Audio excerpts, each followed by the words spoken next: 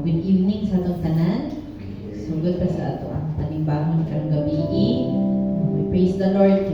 Hinay ang ulan. So, ato nila. And tonight we will be honoring our fathers as we will be celebrating coming man ang Father's Day. So ato silang recognize o ato silang i-honor karong gabi. So before we begin our worship, let me read to you Psalms 95, verse 1 to 2. Come, let us sing for joy to the Lord.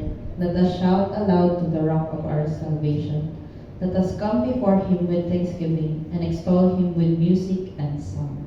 Manitugta as we open in prayer. Let's pray. Dear Heavenly Father, we thank you, Lord, in aming gipaatod din safety, Lord, na ang ulan. We also pray, Lord, sa mga padulong pa din, Lord, na may you protect them and guide them, Lord. And even put, Lord, sa mga wala din, Lord, may you be with them, oh Lord. And tonight, Lord, as we celebrate the fathers or the mga father figures na naandali karong, Lord, we will also pause to recognize na you as the ultimate example of fatherhood, Lord. Thank you, Lord, for being our perfect Father sa among kinabuhi, Lord. Kami tanan din naka-experience, Lord, sa imong pagkamahayo, Lord. And tonight, Lord, may our songs, prayers, and hearts honor you. In Jesus' name, amen. So maglingkod sa ata. So tonight, we will begin first by lifting His name, our Lord, our Heavenly Father, the perfect Father to us all. Siya ato ang refuge, ato ang strength, ug ever-present help. So let us first sing and declare His greatness together. Let us sing this song.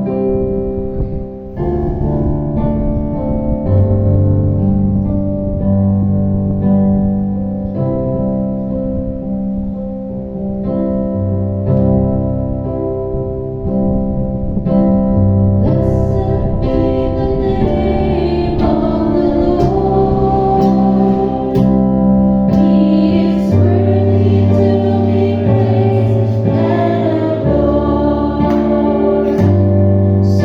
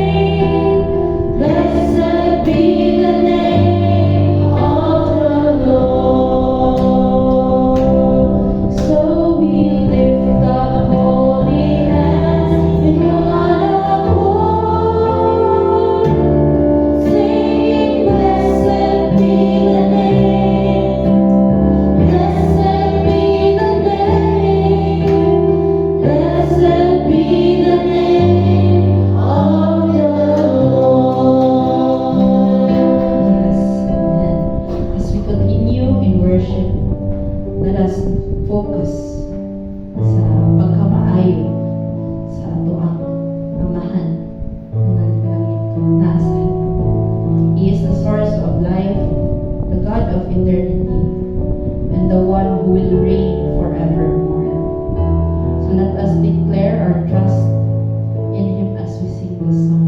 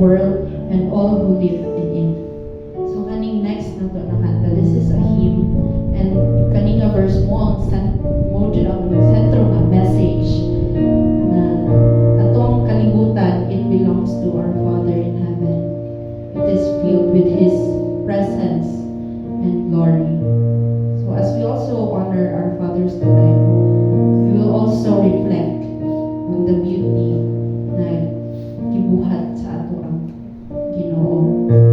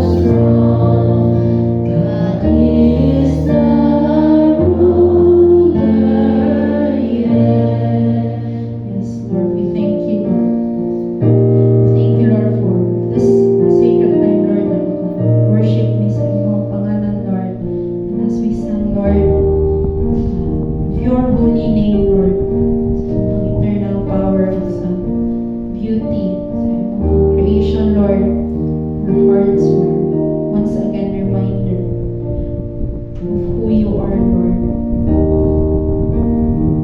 We commit the rest of this time to you, Lord. In Jesus' name, amen. Amen.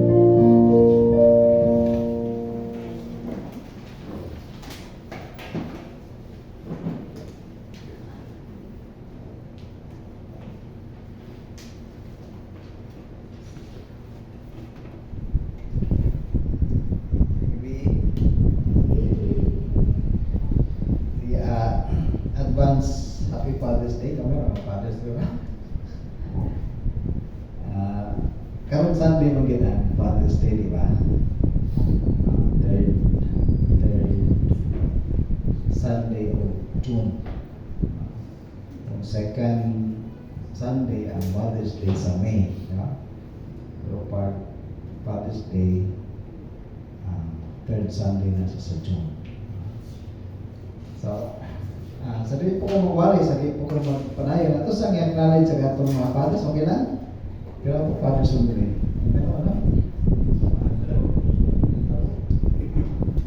Sige, ngayon ang mga papa na nakaroon din dito, please stand. Pa, ano pa?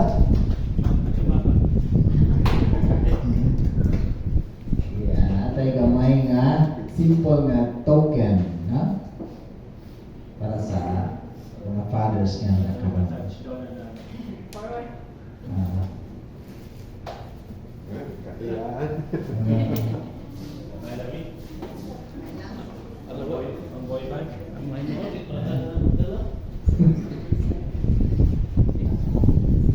Gamay raw yung laki, no? Pag-asa.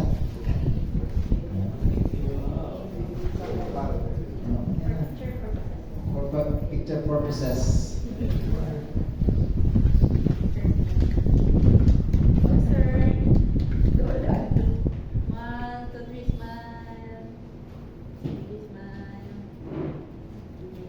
Pasalamat kasi Ginoo sa atong mga fathers, no? Sa inyo ha, inyo po nga remind mo niya inyo kaugalino, no? Sa inyong mga papa, no? So, pasalamat sa Ginoo. Salamat Ginoo kay Karumibii, tagaan mo kami opportunity aron sa pag-acknowledge, sa pag-ila Ginoo sa among mga papa, our earthly fathers. Salamat Ginoo sa example nga imong ipakita kanamo, ikaw ang among langitnon nga amahan, ug imong ipakita Ginoo ang maayo nga ehemplo paunsa mahimong amahan. Salamat Ginoo kay niya kami karon dinhi nagasimba kanimo as our heavenly Father, nya opportunity po Ginoo kanamo nga mapasalamatan ikaw sa among mga earthly Father. Salamat Lord kay opportunity po dinamo nga makatugyan kanila sa pag-ampo Lord. Nasayod ka sa among adlaw-adlaw nga trabaho, mga responsibilidad. Nasayod po kay Ginoo sa among mga struggles, sa among mga panginahanglanon, o nag-ampo kami Ginoo nga ang imong panalangin maanaa kanunay Ginoo sa among mga fathers nga niya dinhi. Bisan katong nakauban na mga wala dinhi, ang imong panalangin maanaa sa kanila Ginoo. Tabangi kami Lord nga among gyud nga malid ang among mga tagsa-tagsa ka pamilya, mapakita ang maayong nga ehemplo, nabuhaton na mo ang tanan Ginoo alang sa kaayuhan sa among mga tagsa-tagsa ka pamilya. Sa tanan Ginoo, guide na mo ang among tagsa-tagsa ka pamilya. Labi na gyud sa pagbuhat sa mga espirituhanon nga mga Ginoo, ang mga pinaka-importante pinaka sa tanan. So Lord, sa kausapan, salamat kami kanimo, nagdayeg kami kanimo sa among mga fathers nga niya karon dinhi. Salamat sa ilahang commitment, salamat sa ilahang pagsakripisyo, pagpaningkamot, aron lang ang matag ko ang kinahanglan sa ilang tagsa-tagsa ka pamilya. Dahil ka na mo, ginapasalamatan din mo nawata, pinapapasalamat na mo kaya kanimo. Sa ngalan ni Jesus, kinahanglan pag-ampo. Amen. Happy Father's Day. birthday.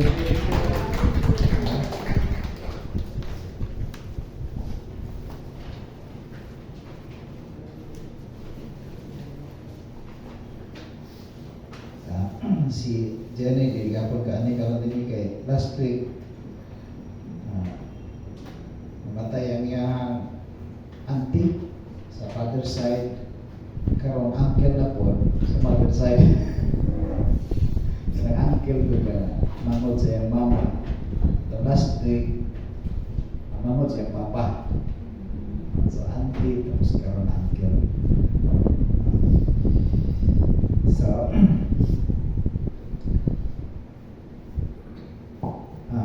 kung sugdan ang atong mensahe karon pinagi sa istorya, no? May tungod sa kanang running competition sa mga bata nga adunay kapansanan. So running lumba sa dagan, no? Sa mga bata nga adunay kapansanan.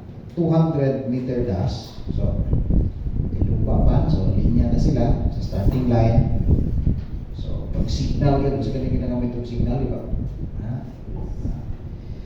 Suko na sila dagan, siyempre kay 200 meter dash man, so pakus ka na yun.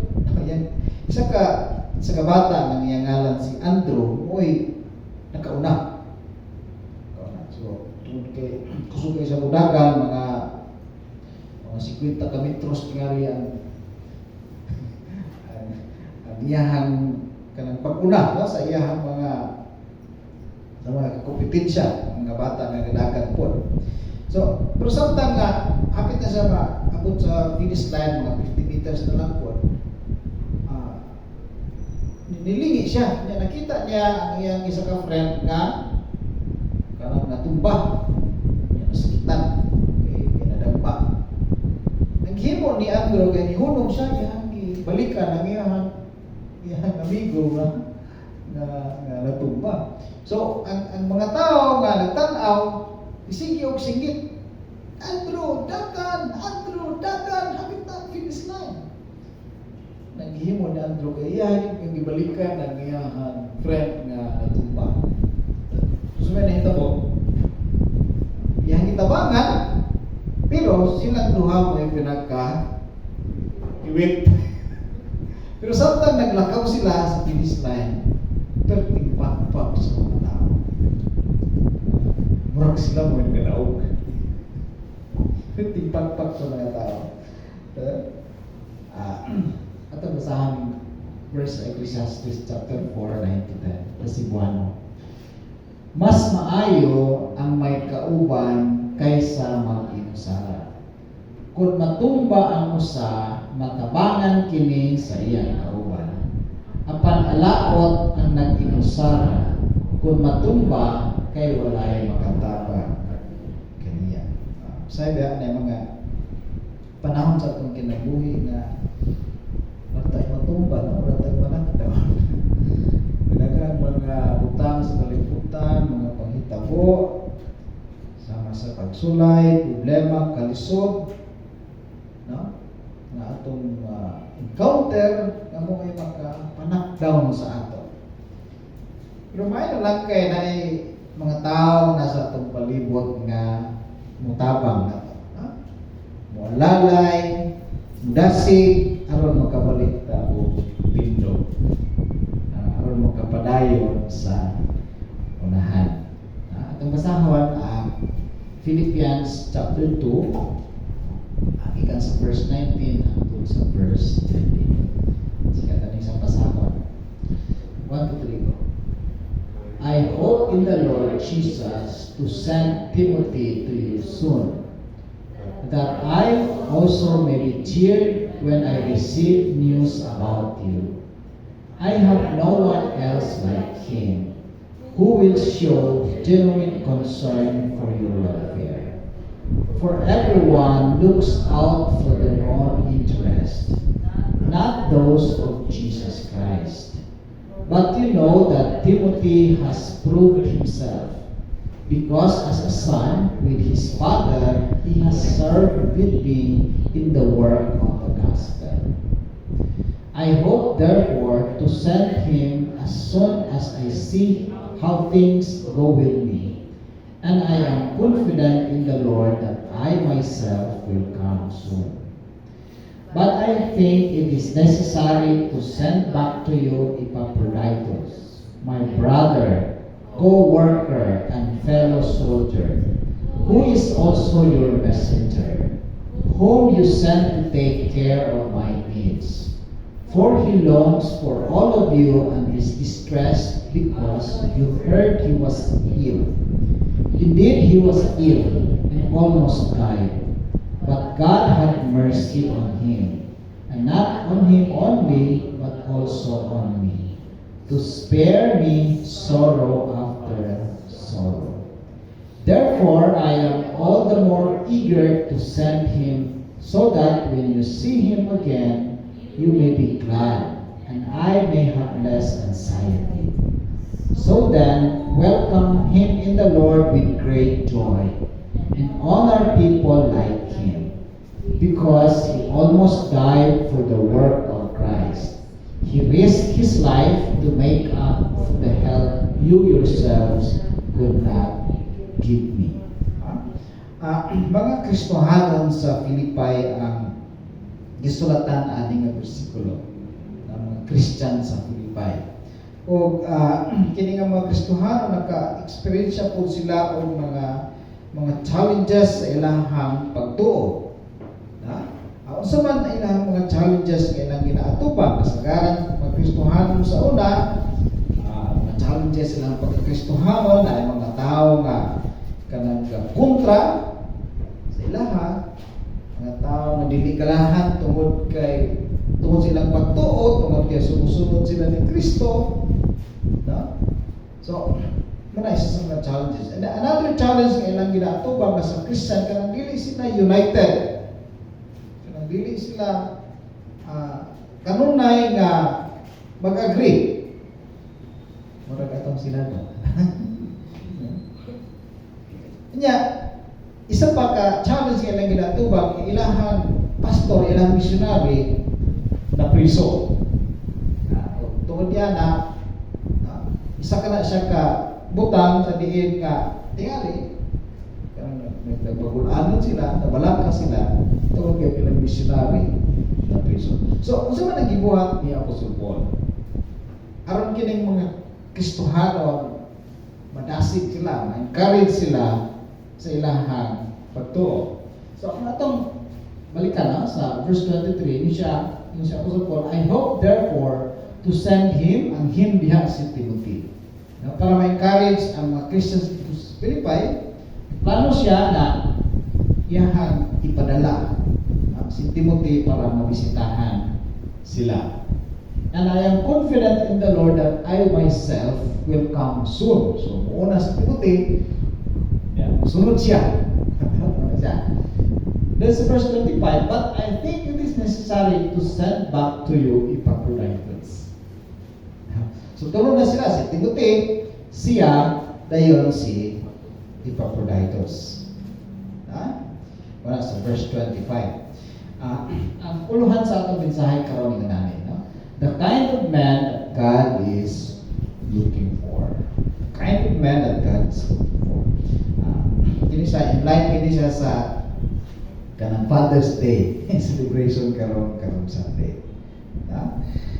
Pinaagi ni mga bersikulo nga atong nabasa, pabalaan na to sa klase sa mga men nga ipangita sa Ginoo. Kind of man that God is looking for. Makita nato ni siya samtang atong istudihan kini kinabuhi ni Timothy ug ni Epaphroditus. So, number one, muna siya ang unang klase siya mga tao nga ipangita sa Ginoo. Man of compassion. Saan yung compassion? Mga tao nga matigo mo saan ang compassion? Maluyon. Mupakita o kaluoy sa iyahang isip katao. Kaya ang kasagaran, kasagaran nagkahitabo na ang tao ang yaran mo muna kagalingan na yung una-una no? Una-una mabutihan isa sa uban pero dili kanunay ang kanunay niya una-una o nagyahan kagalingan. God is looking for men of compassion. Si Timothy ang example masihan sa pagbalik. I have no one else like him, si Timothy, who will show genuine concern for your welfare. So yung si Apostle Paul nga walay laing nailhan niya nga walay lain na ilhan niya nga tao nga wala lang ka-care sa iyang kaugalingon kundi sa uban Paul. Kanang disciple mo ni Paul si Timothy. So kailagid siya. Pareho niya nga wala ko lain na ilhan tao nga wala lang ka care sa iyang kaugalingon kundi sa uban Paul. And he is referring to Timothy. So Timothy is compassionate. So siya ang atong example dapat ay isa ka example sa Bible nga kanang ipakita ko og kaluoy sa iyang si katao. He was a man of compassion. Nga samtang naglakaw siya sa dalan paingon sa Jerusalem, samtang nalakaw siya, na siya nagian nga tao nga nagkasamad-samad. Kining tawhana gitulis. Naanay mga tao nga kanang niagi pero wala siya tabangi. Pero kining usa ka Samaritan, pag-agi niya, naagian niya ng tawhana kung sa man niyang gimo. Nihunong siya kung iyang i-applyan o first aid. He was a man of compassion. Dili lang tama diha. Iya pa nga sa atong karon, iya pa yung ipa-hospital para pleto ba ang iyang pagtabang sa maong tao. Nga karang tawhana nga yung kitabangan ginagani mabalaka sa mga expenses kay nagpasalig po siya mo bayad sa tanan. So example ba sa tao nga handang tama mupakita o kaluoy nga dili lang dibati o kaluoy pero naigibuhat naigigihatag yan ka na ba kayo dili ba niya na kaila totally stranger pumunta na mabuhat ka po nato na mabuhat po ka ninyo na mabuhat po ka na ko na amo nagpangita sa Ginoo man of compassion. Ikaduha, God is looking for men of consistency. Si Timothy gihapon ang example nini, but you know that Timothy has proved himself because as a son with his father, he has served with me in the work of the gospel. Timothy has proved himself. Kanang napamatud-an ni Timothy nga matuod siya nga alagad ni Kristo. Na-prove na niya ang Apostle Paul. Mura nakaingon siya Apostle Paul. Na-prove ni Timothy nga kasaligan siya nga tao. Nga naatingali mga pressure nga iyan naagian sa pag-alagad kay Kristo pero wala siya mag-give in sa mga pressure. Kumbaga, wala siya nagpadala ba? Likon ang iyahang conviction. Kanang mga tao ba nga dili mapalit o kwarta? Kanang kumita committed sa iyahang mga values, sa iyahang mga gituuhan. Kung sa iyang conviction, o sa iyang gituuhan, sa iyang kinabuhi, mao na gina siya, dili mabalik, dili magpaling-paling. Ano ba? Ganun consistent ba? Namoy uban nga, basta mahiskutan na ang kwarta. Or ang kinaiya sa tao, batasan sa tao, mausap na siya kung maghiskot na o kwarta. Pero we need men like Timothy. Men nga dili madala sa presyon. Mga tao nga strong sa ilahang conviction. Mga tao nga dili madala, dili palit o kwarta. Mo na yung pangita sa Ginoo. Pagkatang example din ni si Timothy. Kita number 1, compassion, consistency. Number 3, cooperation. Paul recognized that he would not get more accomplished if he worked together with other people. Ang example na po na iyang igamit din hingga na si Timothy, dahil karon si Epaphroditus na po. But I think it is necessary to send back to you Epaphroditus. So tulog kabutang ang iyang dimension may tungod kang Epaphroditus, my brother, co-worker, and fellow soldier. So alam kang Apostle Paul, kini si Epaphroditus, brother, co-worker, and fellow soldier. Pinagi nining mga description na gigamit ni Apostle Paul mahitungod kang Epaphroditus nga brother, co-worker, fellow soldier. Matunan po nato ang tulo ka butang mahitungod sa atong Christian life. Tulo ka butang mahitungod sa atong Christian life. Number 1, the Christian life is a family. Christian life is a family. Kumbaga, kita we are all related spiritually. Dili sa dugo, but we are all related. Yan is New Testament, 133 times may gigamit ni Apostle Paul kanang word nga brother to describe the relationship between Christians. We are a family. Na nabilong kita sa pamilya sa Ginoo. Ug ang tawag kanato mga igsuon diha ni Kristo. Muna ang tawag ni Paul kang Epaphroditus, brother, spiritual brother. So kita po din ano ba ang Christian life? We are brothers and sisters in the Lord. And number 2, the Christian life is a fellowship.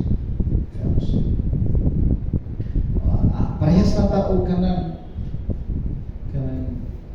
ipabuhat sa Ginoo, no? Ipabuhat sa Ginoo sa ako, o po ang iyang ipabuhat sa inyo. We have the same task. We have the same kanang Great Commission, hindi lang mga yatag sa mga pastor, sa mga missionary, kundi sa tanan na ng mga Kristohanon, apil mo. And we are to serve together and work together. Dili isa-isa, dili idja-idja. Gani ang tawag ni Apostle Paul kang Epaphroditus, co-worker. Diba? No? Paul and Epaphroditus were co-workers. So yun naman po pag-exod, kita din na we are co-workers. Magre naman na. We are co-workers. No? Sa tanan, no? Pastor, dili pastor, mga membro, we are all co-workers for the Lord. And thirdly, base diha sa description ni Epaphroditus, The Christian life is a fight. It's a fight. Now, it is a fight against our enemy. And who is our enemy? Kasi kanya number one ka enemy sa mga Christians? Si Satan. Igsuon sa diha na nahimo kang Kristohanon, nahimo kang kalaban sa demonyo. And we are to defend each other. We are to protect each other and support each other. Nga naman, mga fellow soldier ta. Sa Cebuano na siya, kitang tanan mga sundalo ni Kristo. Kanta mo nato ng hindi nga onward Christian soldiers. Si Jesus ang atong chief of staff. Si atong leader. Kita, we are fellows, we are his soldiers. Fellow soldiers. Ang katulong ang igamit na description ni Apostle Paul may tungod ka Epaphroditus. And we should fight our enemy together, not individual. Kaya balo man ta na ay yung strength kung magkahiusa ta. Magkahiusa ta.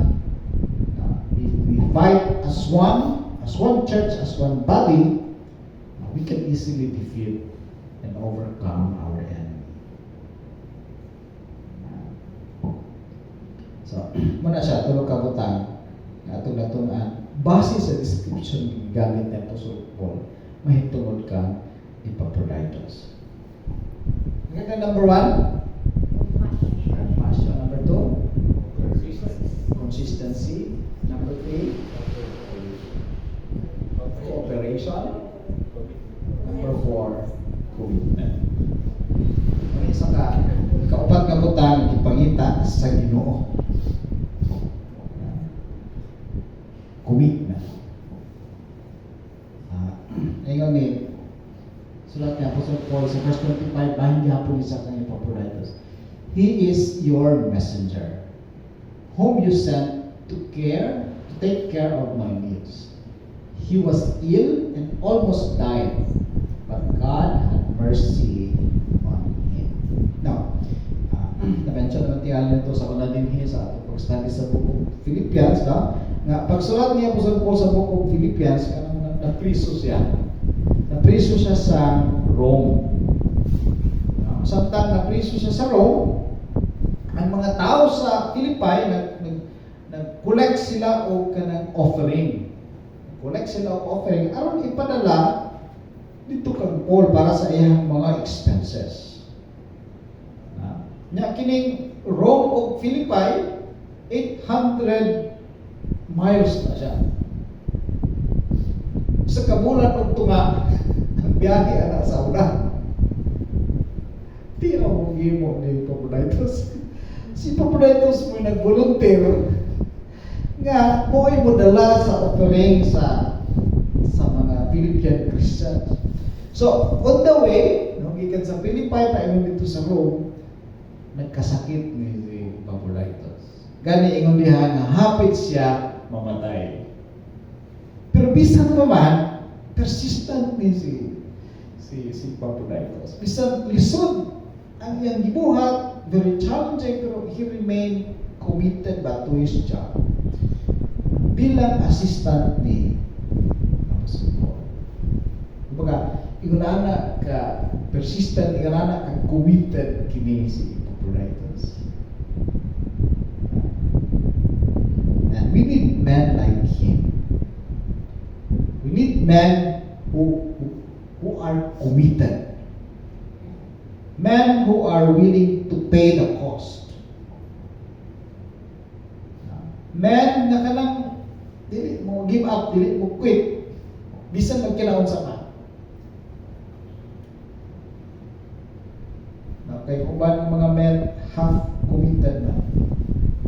Dili fully committed. Committed lang sa ubang butang. Committed lang sa trabaho, pero sa pamilya dili lang. Napoy very committed sa family, pero sa ministry wala na. Dahil mga kasi klase lang. Kinahanglan na pag ginapangita sa Ginoo, committed sa tanang buta. Fully committed na klase nga tao. Muna ipangita sa atong Ginoo. Second, number 1, compassion, consistency, cooperation, commitment, sa katapusan. Importante po kayo. God is looking for men of courage. Men of courage. Men who are willing to take risks for the kingdom of God. Men who are willing to serve God bisan magkinaon sa ba. Si Epaphroditus gihapon ng example na. So then, welcome him in the Lord with great joy. And honor people like him because he almost died for the work of Christ. He almost died for the work of Christ.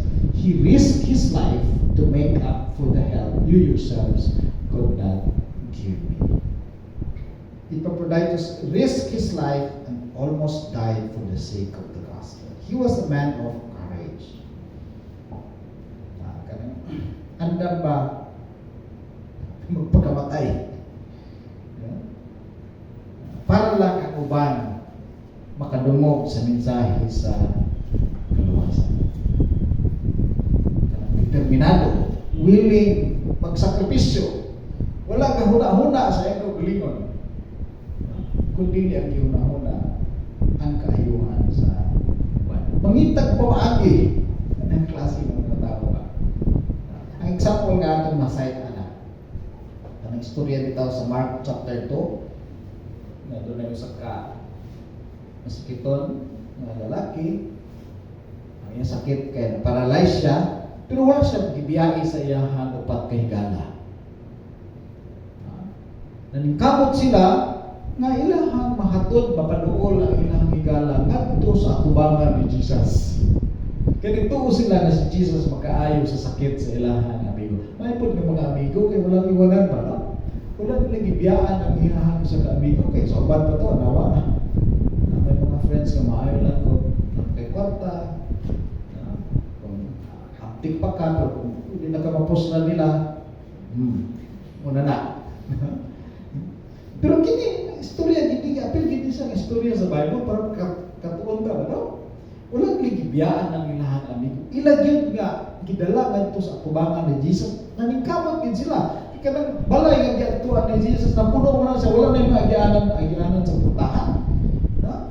So ilang gihimo, ilang gibuhuan ang atop sa balay. Hindi sila ka-courageous, hindi sila ka-determinado. Pamunta na isakto ba ito ilang gibuhat? Ano yung solution? Gibuhan mo nilang atop sa balay, hindi mo ito ilang balay. Pero ba sige ayaw na magpagkaman? Pero ba sige ayaw mo sa kong hindi gapang tagiyaro. Pero bisa naghuna-huna tingali sila ka, basta masuko ito. Wala nila gibaliwala nila. Gibuhuan yung nila atop sa balay. Kasi ang ilang balay mo sa balay, para sa itong balay na sin ba, no? Buslutan ni mo, simpitik sa baa, di ba? Pero, kanang nangita sila ba? Imposible, pero nangita sila kung papaagi. No? Para lang ilahang mahatod, mapadool ang ilahang amigo sa atubangan ni Jesus. And God is looking for men like that. Mga tao na determinado ba, andam na mutabang, na dili mahadlok, murisko sa ilang kinabuhi para sa uban. Mga tao nga willing mo sacrifice sa ilang time, sa ilang energy, sa ilang kwarta, bisan sa ilang reputasyon. Mo na ipangita sa so sa klase sa mga tao ipangita sa Ginoo. God is looking for men who are compassionate, consistent, cooperative, committed, and courageous. Kanindot mga igsoon kung kita nga mga bana, kita nga mga bana compassionate, consistent, cooperative, committed, and courageous. Kung inarana ta, sigurado yun, mag-bless ka rin itong pamilya. O kung yun ana ta ng mga bana sa kalibutan, mag-bless ka rin ang kalibutan. Mag-bless ang simbahan, mag-bless ang atong syudad, mag-bless ang atong kauban nga mga magtotoo, mag-bless ang atong katrabaho. Gani, mo kini giginahanglan sa atong kalibutan. The world needs men who are compassionate, consistent, cooperative, committed, and courageous. Kanindot, no? Kita utak mga bana atong masunod ang example ni Timothy o ni Epaphroditus. Now, nga ang example nga lagi ipakita, magkita sa ato. Para malipay ang Ginoo, mapanalanginan, dili lang ang atong pamilya, kundi sa uban pa ng mga tao. So, advance, Happy Father's Day. Ang Ginoo mga panalangin ka natin tanang salamat Lord sa example na akong natunan ipakita ni Timothy o ni Epaphroditus. Pinagi sa sulat ni Apostle Paul, the way he described Timothy and Epaphroditus.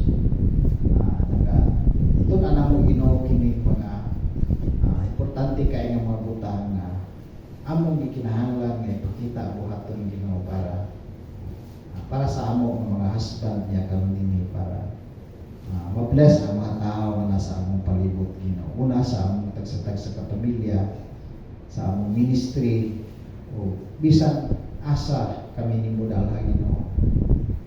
Makita ni nga mga butang ma-bless ang mga tao na sa among palibot. Salamat Lord sa mensahe nga among nadunggan. Kini siya Lord, di lang po siya applicable o iwali alam sa mga men, sa mga bana na niya kundi sa among tanan Lord.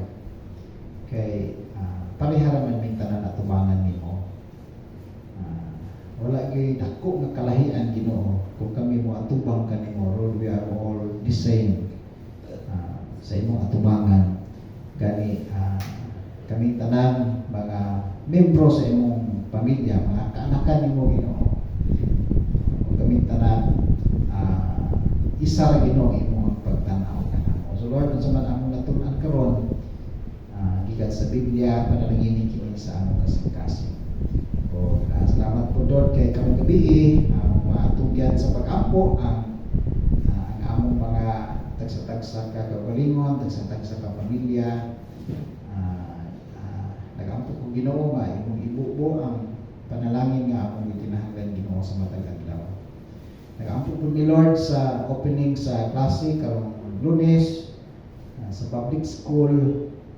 Inawag Ginoo nga imong tabangan ang mga ahensya sa among gobyerno nga mooy responsible sa pag-eskwela sa mga bata.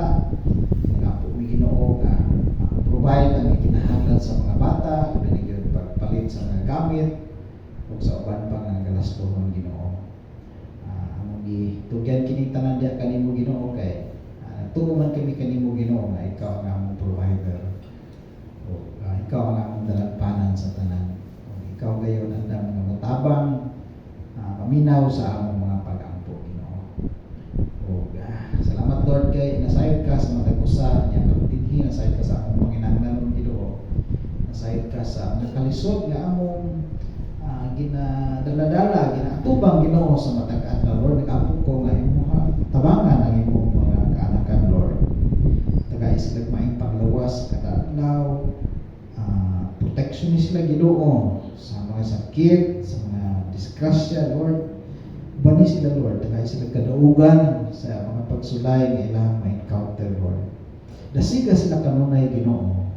Bani sila, Lord, ilang imong ipabati kanila, Ginoo, ang imong presensya sa adlaw-adlaw na tanan. Salamat, Lord, kay ikaw ang among Dios. Ikaw ang among dalampanan sa tanang panahon. Salamat kay ikaw ang among langit nun nga Amahan, Lord. Salamat kay makapadugol kami kanimo sa pag-apo, makahangyo, pangayo ug tabang tanan nga mga gikinahanglan namo, Ginoo, naa kanimo. So Lord, karong gabi nagtuo nagsaligod kami kanimo. Sa among pagtapos, Lord, nag-ampo ako nga imo kaming ubanan sa among pagpamauli karon. Uban ang kalipay, ang kadasig, ang kalinaw, ang gugma, ang pabiling, Ginoo, sa among matag sa kasing-kasing. Dalagon ka, Ginoo, sa katapusan. Karon ang gugma sa Dios Amahan, ang grasya, pinaagi kang Ginoong Kristo, o ang presensya sa Palang Espiritu, magauban ka natong tanan, gikan karon o sa walay katapusan. Amen. Amen.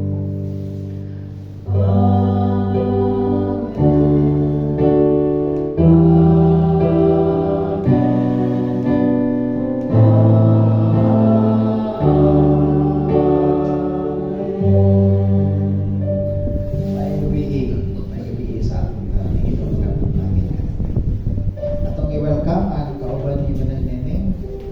Sa ngalan niyo mo, sa ngalan niya na?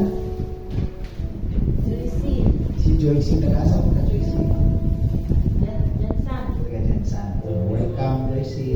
Siya ang nagpuli ka? Jonah. Welcome Joyce. Logo ka? Kung kaya eh. Kung ilongga ka, di mahal tayo longgo eh. Nausap na daya ang atong CR ha? Di na sa